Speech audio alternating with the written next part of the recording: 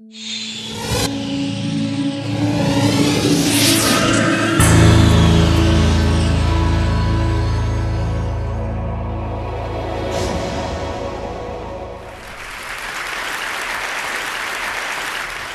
ladies and gentlemen, at TED we talk a lot about leadership and how to make a movement. So let's watch a movement happen, start to finish, in under 3 minutes and dissect some lessons from it.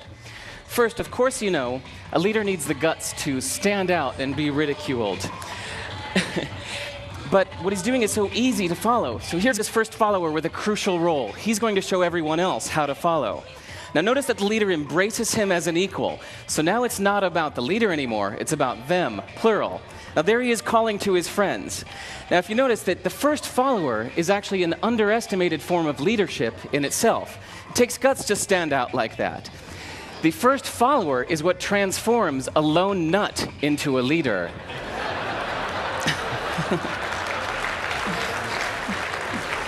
And here comes a second follower. Now it's not a lone nut, it's not two nuts, 3 is a crowd, and a crowd is news. So a movement must be public. It's important to show not just the leader, but the followers, because you find that new followers emulate the followers, not the leader. Now here come 2 more people, and immediately after, 3 more people. Now we've got momentum. This is the tipping point. Now we've got a movement. So notice that as more people join in, it's less risky. So those that were sitting on the fence before now have no reason not to. They won't stand out, they won't be ridiculed, but they will be part of the in crowd if they hurry. So over the next minute, you'll see all of the those that prefer to stick with the crowd, because eventually they would be ridiculed for not joining in. And that's how you make a movement. But let's recap some lessons from this. So first, if you are the type, like the shirtless dancing guy, that is standing alone, remember the importance of nurturing your first few followers as equals. So it's clearly about the movement, not you. Okay, but we might have missed the real lesson here. The biggest lesson, if you noticed, did you catch it? Is that leadership is over-glorified. That yes, it was the shirtless guy was first, and he'll get all the credit, but it was really the first follower that transformed the lone nut into a leader. So as we're told that we should all be leaders, that would be really ineffective.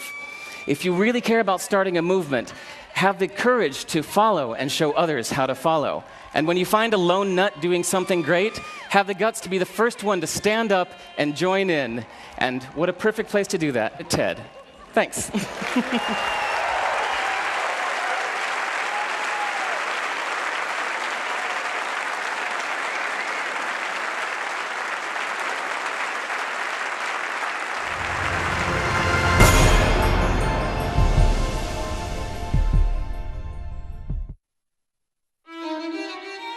In 25 years, global energy consumption will increase by 50%.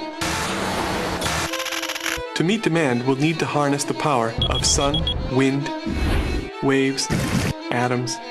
They're all on the table, but today we need oil.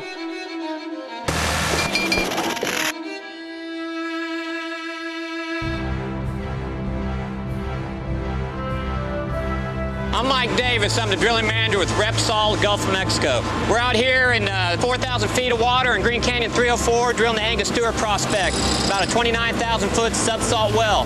Big technical challenge, that's why we got a big rig like the Cajun Express on it. One of the challenges that the oil industry has is finding new oil, because all of the easy oil has been used up. Finding oil is becoming more difficult and difficult because it's always deeper and deeper and deeper. More and more, the industry requires deep computing to find that deep oil. We have tools downhole that evaluate the rock while we're drilling it. This data is being sent up just about instantaneously while we're drilling 5 miles down below the surface. The Barcelona Supercomputing Center is a valuable resource for Repsol because it allows them to crunch those numbers and generate those images that allows them to find the oil. I am in the Barcelona Supercomputing Center, and we are here working to generate the new generation of seismic imaging tools. because the quality of the data on a prospect that we're drilling today, we're able to reveal deposits that we had never been able to see before. To find this oil, we need to use machines of this size with more than 10,000 processors to process the data to generate the images of the Gulf of Mexico. What we've done with Repsol is to develop a system that is now the fastest seismic imaging system in the world. Is there any oil in this picture? In this picture, there is oil right down here. Through using supercomputers, we'll be able to reduce the time to finding new oil, reduce the cost of finding that oil, and make existing and new reservoirs more efficient in producing oil. These are reserves that we may not have recovered in the past. We have to move to more sustainable fuels in the future. It takes time. And in the meantime, we need to find the oil that we can to supply the Earth's needs.